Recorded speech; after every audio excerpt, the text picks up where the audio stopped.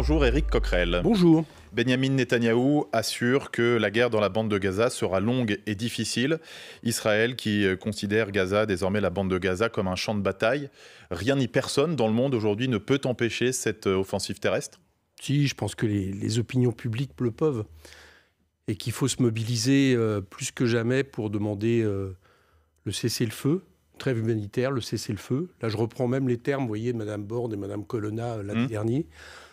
Et puis de rouvrir des négociations, des pourparlers de paix sur la base de 2 États. Mais vous pensez donc que Israël, qui a beaucoup d'Israéliens otages du Hamas et qui est prêt à mettre leur vie en danger en allant dans la bande de Gaza, peut écouter les opinions dans les autres pays Écoutez, je ne vois pas d'autre solution que de l'essayer. Voilà, parce que je ne vois pas d'autre solution que de l'essayer pour une bonne raison, c'est que autant on ne pouvait pas... malheureusement, anticiper les crimes de guerre du Hamas. Là, il y a des crimes de guerre sous nos yeux qui se déroulent. Et là, on les voit. Donc là, il y a moyen au moins de protester, de s'y opposer et de faire surtout des propositions pour un retour à la paix. Crimes de guerre, c'est parce que, selon vous, Israël cible à dessein des populations civiles ? Ah bah très clairement, c'est même pas moi, c'est Emmanuel Macron, il n'y a pas longtemps, qui dit toute frappe sur des infrastructures civiles constitue un crime de guerre. Qui ne peut rester impuni. C'était le 23 novembre à propos des frappes russes sur l'Ukraine. Là, on est bien à ça. Dans le droit international, la nuance, c'est si c'est un objectif militaire qui est visé. Donc c'est l'intentionnalité. Mais là, je vous rappelle que depuis le 7 octobre, il y a 7726 personnes civiles qui sont mortes à Gaza, dont 3038 enfants. Et c'est les chiffres, non pas, comme c'est habituel de dire, du ministère de la Santé du Hamas, mais ça, c'est les chiffres du Bureau de la coordination des affaires humanitaires des Nations Unies, OCHA. Donc, principalement, mais à une échelle bien plus grande, c'est pas les combattants du Hamas qui sont en train de mourir, c'est les civils palestiniens et les gens qui bombardent de manière intensive des immeubles et autres, et même y compris des infrastructures de santé, y compris des journalistes. Je vous rappelle qu'il y a plus de 27 journalistes qui sont morts maintenant depuis le début des conflits. Et des personnels humanitaires aussi. Savent très bien ce qu'ils sont en train de faire. Ce qu'ils sont en train de faire, c'est un nettoyage ethnique de Gaza, parce que l'objectif de cette guerre, c'est ce que Netanyahou, le 22 septembre, devant l'Assemblée générale de la Nations Unies, présentait suite aux accords qu'il avait eus avec certains pays arabes, c'est de faire en sorte qu'il n'y ait plus de possibilité de territoire palestinien à l'avenir, ni en Cisjordanie et Gaza, et que la question palestinienne soit réglée par la question d'un grand Israël qui nie ses droits. C'est ça. Il y a eu le 7 octobre entre-temps. Il y a eu le 7 octobre, il y a eu les attaques du Hamas. 1400 morts sur le sol israélien. Jusqu'où va le droit d'Israël à se défendre ? Mais je crois que la question, c'est que dans quel conflit sommes-nous ? Voilà. Est-ce que nous sommes, comme M. Netanyahou le veut depuis des années, est-ce que nous sommes dans un conflit qui est celui d'une guerre de religion, de choc de civilisation, où Israël est du côté de la démocratie et les Palestiniens du côté du mal, parallèle fait à travers le Hamas avec Daesh, Al-Qaïda et autres, et qui nécessiterait une coalition de toutes les démocraties avec eux? Ou est-ce que nous sommes dans un conflit colonial qui dure depuis 75 ans et plus encore depuis que M. Netanyahou, le gouvernement d'extrême droite, est arrivé en Israël? Israël ne doit pas se défendre. Où on fait en sorte que des colonies continuent à s'implanter en Cisjordanie contre tout le droit international. Vous savez qu'il y a plus de 100 morts en Cisjordanie depuis le 7 octobre, que je chasse, c'est pas le Gaza en Cisjordanie, tués par des colons. Bon. Et faire en sorte que Gaza, au bout d'un moment, les Palestiniens, c'est ce qui est en train de se passer, soient obligés de partir. Nous sommes dans ce conflit. Dire ça ne veut en aucun cas, j'allais dire, avoir une quelconque...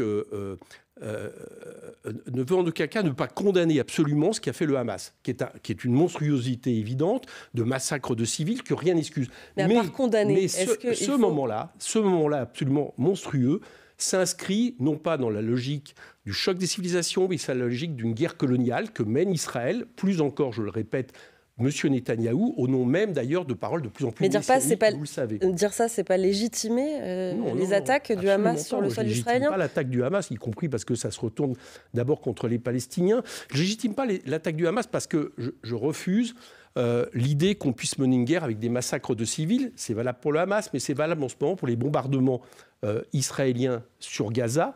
Mais j'essaye de comprendre. Et pourquoi c'est important de comprendre? Je vais vous dire pourquoi. Parce qu'il faut essayer de donner une issue à ça.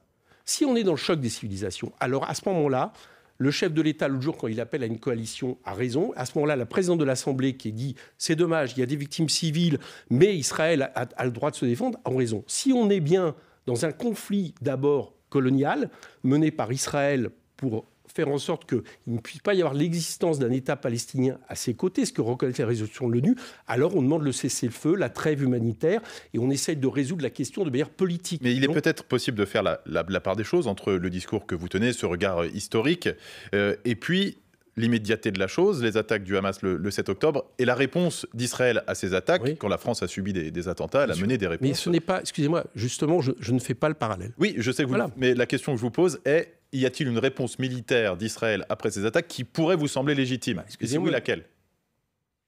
La réponse... Aucune ou... Non, mais c'est pas ça, c'est que la réponse militaire d'Israël en ce moment, je vous fais remarquer que principalement, elle vise les civils palestiniens, à une échelle mais évidente. Donc moi je m'interroge. Quand par exemple Israël, on parle, moi je ne crois pas à cette histoire de...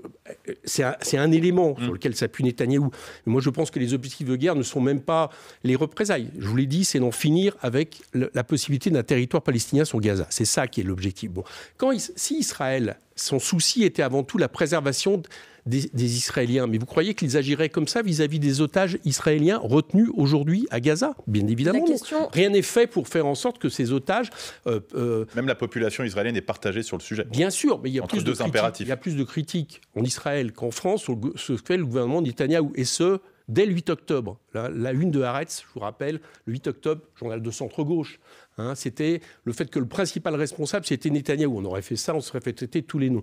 Donc, on a cette situation qui est donnée, et moi je crois que la question ne va pas se résoudre. Qu'est-ce que vous croyez qui est en train de se passer ? Vous croyez que les civils, les enfants qui meurent sous les bombes israéliennes, ça va les calmer ? Vous croyez que si c'est ça l'objectif, vous croyez que ça va les calmer par rapport à Hamas ? Non, ça ne peut pas les calmer parce que l'objectif, c'est de faire en sorte qu'ils partent et qu'on atteigne l'objectif de M. Netanyahou, qui est un grand Israël, et que les droits du peuple palestinien soient partis dans les limbes de l'histoire, et ce, au nom d'un messianisme qui, à mon avis, je vais vous le dire, en termes d'objectifs, ne vaut pas mieux que le messianisme du Hamas que je critique absolument et vous les mettez sur le même plan à ce niveau-là. Éric Coquerel, député insoumis de Seine-Saint-Denis, on se retrouve dans un très court instant, le temps de dérouler le fil info à 8h40. Benjamin Recouvreur.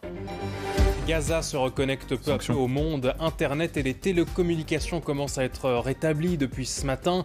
Ils étaient coupés depuis vendredi soir et l'intensification des frappes israéliennes.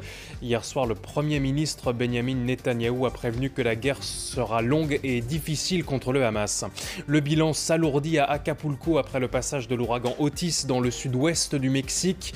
39 personnes sont mortes et 10 disparues. Les dégâts matériels sont considérables. 200 000 maisons ont été endommagées ou détruites. Il a lancé des fausses alertes à la bombe dans la ville de Hier. La semaine dernière, dans le Var, un jeune homme de 16 ans a été mis en examen pour fausse alerte, menace de mort et usurpation d'identité. Il doit aussi entamer des mesures de soins. Une 4e étoile pour l'Afrique du Sud après sa victoire en finale du mondial de rugby hier soir contre la Nouvelle-Zélande.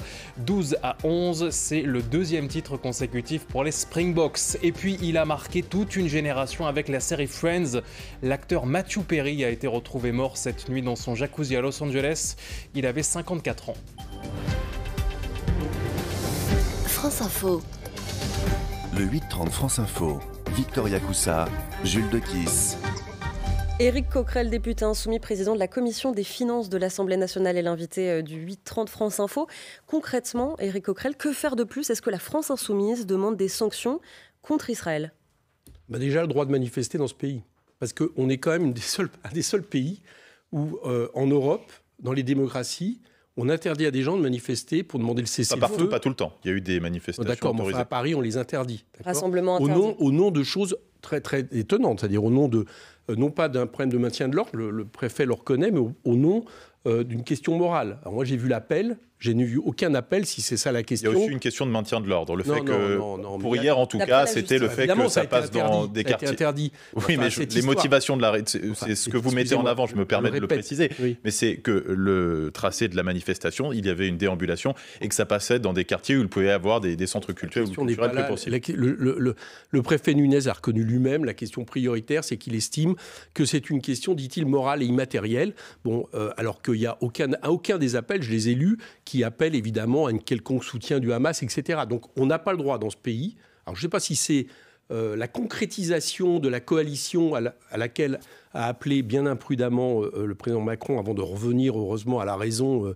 Manifestement, il a eu un moment assez étonnant au contact de Bibi, comme il dit.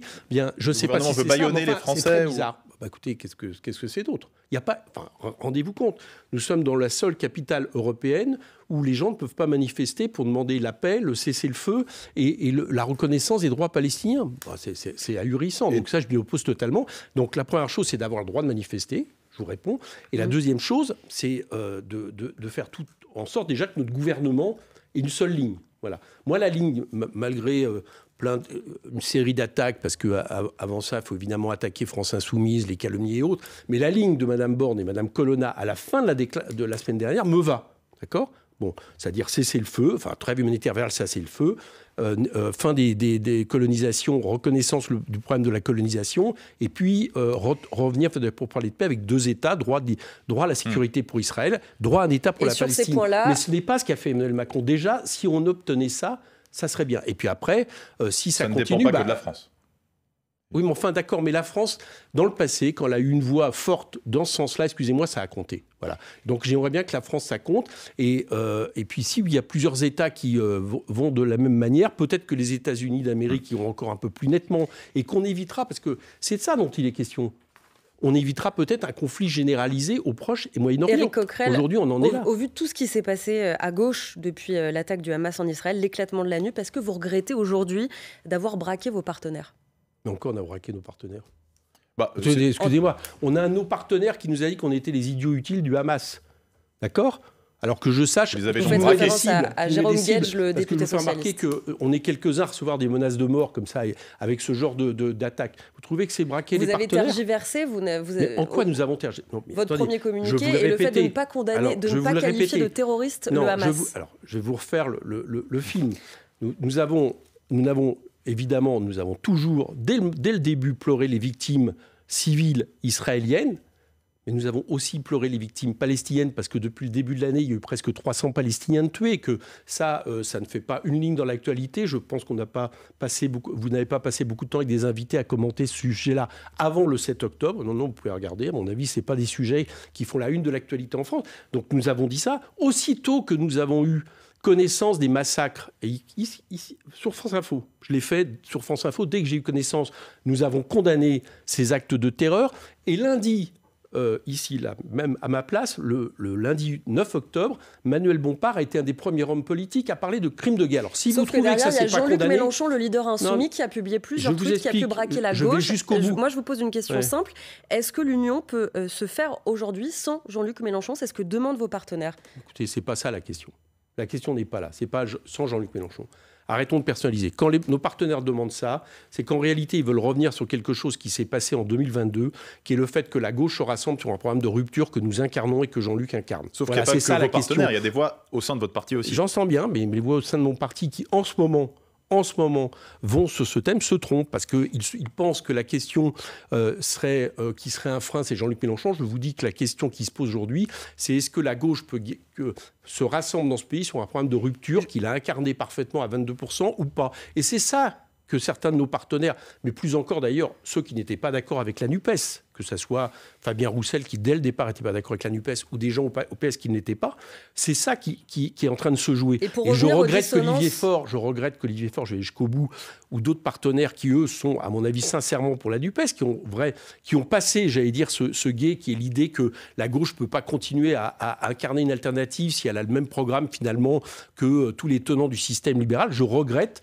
qu'ils répètent la même petite musique et qu'ils laissent penser que nous avons eu des ambiguïtés. Nous avons condamné le Hamas. Nous considérons que c'est des actes de terreur. Et je vous ai expliqué, comme l'AFP l'a fait hier, pourquoi le mot terroriste n'est pas utilisé. Parce que sinon, ça nous renvoie au choc des civilisations, alors qu'on pense que c'est un conflit politique. Voilà tout. Est-ce qu'on peut avoir une parole libre en interne au sein de LFI très rapidement ? Bien sûr. Alors, si je vous pose la question, c'est parce que votre collègue insoumise, Raquel Garrido, est convoquée très bientôt par des cadres insoumis pour s'expliquer, parce qu'elle a critiqué Jean-Luc Mélenchon sur des plateaux. C'est pas pour ça. Il y a des questions qui se sont posées et vis-à-vis du comportement de Raquel. Moi, j'ai pas envie de passer du temps parce que pour moi, ici, excusez-moi, mais dans le moment qui nous est posé, la vie interne du groupe de France Insoumise n'est pas une question fondamentale. Donc il y a une demande d'explication, on en est là, c'est tout. Demande d'explication qui sera faite et pour l'instant, ça en reste là et ça ne va pas plus loin. Et bien évidemment, on a une parole libre. Est-ce que vous croyez que j'ai pas une parole libre de ce que j'ai envie de dire et de ce que j'ai envie de prononcer, bien évidemment. Et que je sache d'ailleurs, si je regarde les journaux, y compris la place qui est accordée aux gens qui ont des critiques à faire, qui est quand même importante, eh bien, personne n'est avare de ces paroles. Donc bien sûr qu'elle peut être possible, mais la question, elle est à un moment donné, elle est politique. Moi, par exemple, je vais vous le dire, je l'ai fait, je l'ai dit. J'ai eu des critiques sur le fonctionnement de France Insoumise ces derniers mois. Mais là, en ce moment, ce qui se joue, ce n'est pas ça. Ce qui se joue, c'est le fait de minoriser, de diaboliser la principale force d'opposition qui est sur un problème de rupture et qui est du côté de la paix dans le conflit qui nous est posé. Donc moi, je regarde ça avec cette échelle-là et pas l'échelle d'explication dans un groupe entre des camarades. Éric Coquerel, à l'Assemblée nationale, le texte immigration arrive bientôt.